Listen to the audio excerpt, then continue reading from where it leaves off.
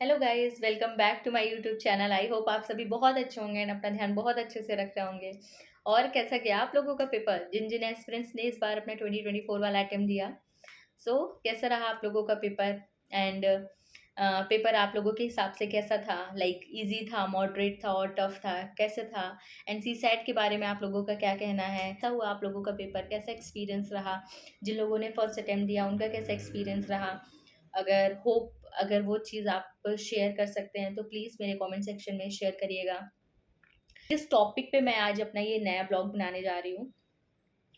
ये टॉपिक है how to start UPSC preparation for 2025 those who are beginners, जो अभी अपनी जर्नी जस्ट स्टार्ट करने जा रहे हैं या फिर जिन्होंने थोड़ा बहुत भी पढ़ा है, तो वो किस तरीके से अपनी इस जर्नी को स्टार्ट कर सकते हैं और कैसे आगे तक लेके जा सकते हैं।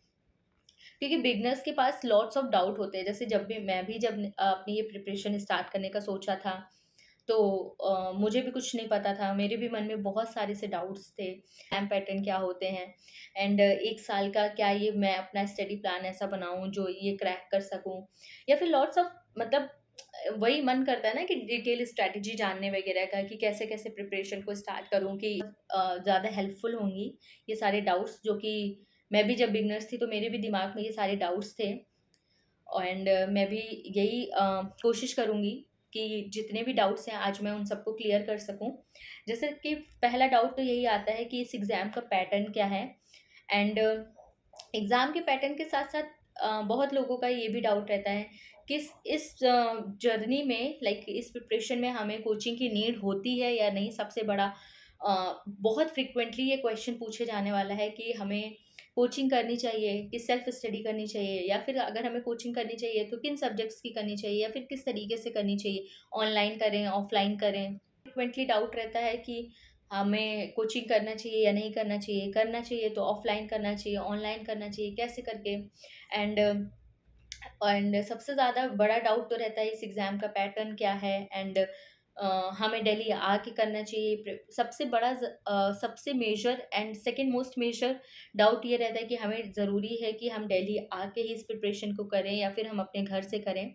बहुत सारे ऐसे डाउट्स आते हैं बिगनर्स के मन में, जिनको आज मैं रिजॉल्व करने के लिए बेसिकली मैंने ये पूरा ब्लॉग बनाया है, ताकि मैं उसमें आपको हर एक छोटी सी डिटेल दे सकूं जो आपको हेल्प करे। Yes, let's start.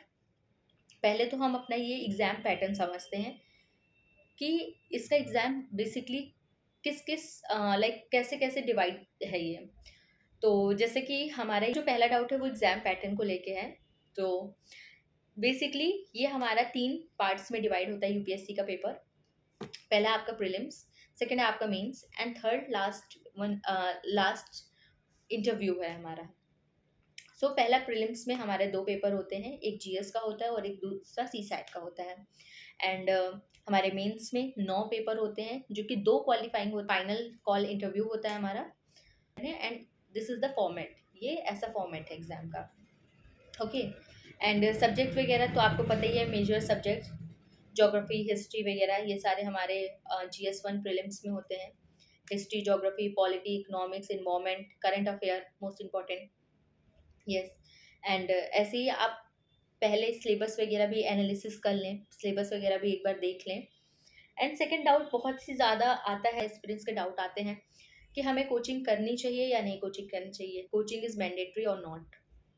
तो कोचिंग के लिए तो मैं यही बोलूँगी कि नहीं, coaching is not mandatory. But ये आपको अपने खुद से समझना पड़ेगा कि आपको क्या इस एग्ज़ाम को क्रैक करने के लिए आपको नीड है कोचिंग की या नहीं है। मोटिवेशन है एंड सेल्फ आपका करने का इतना ज़्यादा विलिंग पावर है कि आप इस एग्ज़ाम को बिना किसी कोचिंग के अगर आप क्रैक कर सकते हैं, तो अगर आप में है इतना सेल्फ कॉन्फिडेंस है कि नहीं, मैं अपना खुद से बेसिकली यूट्यूब से, जहाँ पे आजकल हमें लॉट्स ऑफ सोर्सेज मिल जाते हैं, जहाँ पे हम हर एक वीडियोस देख सकते हैं। लाइक हमें किसी भी टॉपिक से अगर वीडियोस देखनी है तो हम बहुत सारे सर्च करके देख सकते हैं। तो ये आपके ऊपर बेसिकली पूरा डिपेंड करता है कि आपको कोचिंग की नीड है कि नहीं है। अगर नीड भी है तो क्या आपको ऑफलाइन करनी चाहिए या ऑनलाइन करनी चाहिए। ये आप पे पूरा का पूरा डिपेंड करता है कि आपको ऑनलाइन ज़्यादा समझ में आती हैं चीज़ें, तो बिल्कुल आप ऑनलाइन के लिए भी प्रेफर करें। आजकल तो हर एक इंस्टीट्यूट आपको ऑनलाइन की फिर फैसिलिटीज़ देगा देता ही है। एंड अगर आपको ऑफलाइन भी करना है तो ये भी आपके पास फैसिलिटी है कि आप ऑफलाइन में जाके करें। सेकंड सबसे ज़्यादा मोस्ट इंपॉर्टेंट डाउट ये आता है कि आपको क्या दिल्ली ही शिफ्ट होना चाहिए पेपर के लिए, या फिर आप अपने घर से भी कर सकते हैं। तो मेरा तो यही है कि it's totally depend on you कि आप कहाँ पे ज़्यादा कंफर्टेबल हैं ये प्रिपरेशन को क्रैक करने में। देखिए, एट द एंड पढ़ाई होनी चाहिए, वो चाहे घर पे रह के हो चाहे दिल्ली रह के हो। बस सबसे मेन यही है कि पढ़ाई हो एंड आप इस एग्ज़ाम को निकालें। तो it's totally depend on you कि अगर अगर आपको अपने घर पे रह के पढ़ाई अच्छी हो जा रही है, सब कुछ सही है, तो आपके लिए शायद से ज़रूरी नहीं है कि आप आएँ और बाहर रह के पढ़ें।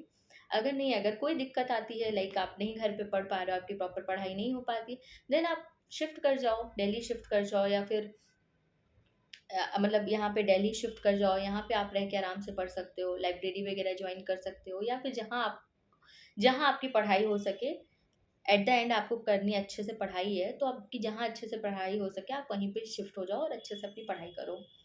सो यस, एंड सब एंड फिर जब आप ये सारे डाउट्स को अपने दिमाग से हटा लोगे, सारे ये डाउट्स आपके दिमाग में क्लियर हो जाएंगे, देन सबसे बड़ा ये आता है कि 2025 के लिए हम कैसा प्लान करें, किस वे से प्लान करें कि हम एक साल में ये पूरा हॉलिस्टिक अप्रोच रख के अपनी प्रिपरेशन बहुत अच्छे से रेडी कर लें। सो पहले तो आप अपना एनसीईआरटी ही उठा लीजिए। आप मेक श्योर करिए कि दो दो 2 मंथ्स 2.5 मंथ्स में या 2 मंथ्स में आप अपनी एनसीईआरटी को कंप्लीट कर लीजिए। एंड फिर आप एडवांस बुक पे आइए सारे, लाइक लक्ष्मीकांत वगैरह, स्पेक्ट्रम वगैरह के, आप एडवांस बुक पे आइए। एडवांस बुक करने के बाद आप अपना साथ ही साथ में आप अपने ऑप्शनल की भी अच्छे से तैयारी करिए, क्योंकि ऑप्शनल भी आप जान रहे हैं कि बहुत ही ज़्यादा मैटर करता है बेसिकली हमारे मीन्स के लिए।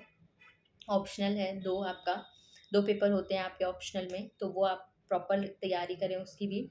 एंड जब ये सारी चीज़ें, पहले आप अपना बेसिकली तो पहले आप अपना बेस ही मजबूत करें एनसीईआरटी को करके एंड एडवांस बुक करके। जब ये सब आपका हो जाए 2 3 4 मंथ्स में, आई गेस 2 मंथ्स में आपकी एनसीईआरटीज कंप्लीट हो जानी चाहिए। एंड 2 to 3 मंथ्स आप निकालिएगा, 3 मंथ्स एटलीस्ट निकालिएगा आप अपने ऑप्शनल के लिए, क्योंकि 3 मंथ्स या और उससे ज़्यादा थोड़ा सा आपको चाहिए रहता है ऑप्शनल के लिए, जो कि बहुत ज़्यादा ही ज़रूरी है।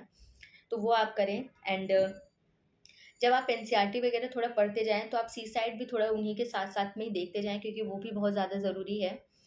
और बाकी एसए के लिए मैं इसलिए अभी नहीं कह रही हूँ, क्योंकि पहले जब आपका ये थोड़ा-सा आपका स्टैटिक पोर्शन मजबूत हो जाएगा, एंड जब आपका थ्योरी पोर्शन थोड़ा-सा अच्छे से कंप्लीट हो जाएगा, तभी आप जाके एसए लिख सकते हैं। क्योंकि एसए में आपको पूरा होलिस्टिक अप्रोच चाहिए रहता है, लाइक ऑल सब्जेक्ट्स की आपको नॉलेज चाहिए रहती है उसमें, क्योंकि बहुत डिफरेंट डिफरेंट पर्सपेक्टिव हमें उसमें लिखने होते हैं। तो हमें ज़रूरी है कि हर एक सब्जेक्ट की हमें नॉलेज हो। तो इस वजह से पहले जब आपका ये सारी चीज़ें हो जाएँगी प्रॉपर से, जब आपको पूरा स्टैटिक आपका स्ट्रॉन्ग हो जाएगा, देन आप एसए के लिए भी ट्राई कर सकते हैं। बट ये सब कुछ करने के बाद आप एसए के लिए ट्राई करें। एंड आप एक-एक एस्से हर एक वीक में भी करके लिख सकते हैं आप। वो ज़्यादा आपको हेल्पफुल करेगा। एंड बस ऐसे ही ऐसे आप पहले अपना इनिशियल अपना एनसीईआरटी से स्टार्ट करें, देन अपना एडवांस बुक पे जाएं, फिर अपने ऑप्शनल की प्रिपरेशन करें, देन सीसैट करें, एंड फिर अपने मॉक मॉक पेपर्स लगाएं, लाइक टेस्ट सीरीज़ वगैरह। फिर आप कोई भी ज्वाइन कर लें एंड उसी पैटर्न पे फिर आप टेस्ट सीरीज़ वगैरह लगाएं और अच्छे से उस सबको करें। और सबसे मेजर आपका इस पूरी जर्नी में एक ही सबसे मेजर चीज़ रहेगी, वो रहेगी रिवीजन। रिवीजन मैं तो कहूँगी मल्टीपल टाइम्स करें। Revision is the most important thing.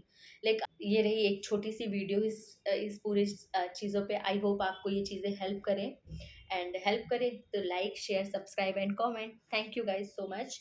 And कोई भी क्वेरी हो तो please write down in the comment section, आप कभी भी पूछ सकते हैं। Yes, so thank you guys, मिलते हैं अपने नेक्स्ट व्लॉग पे। Bye bye.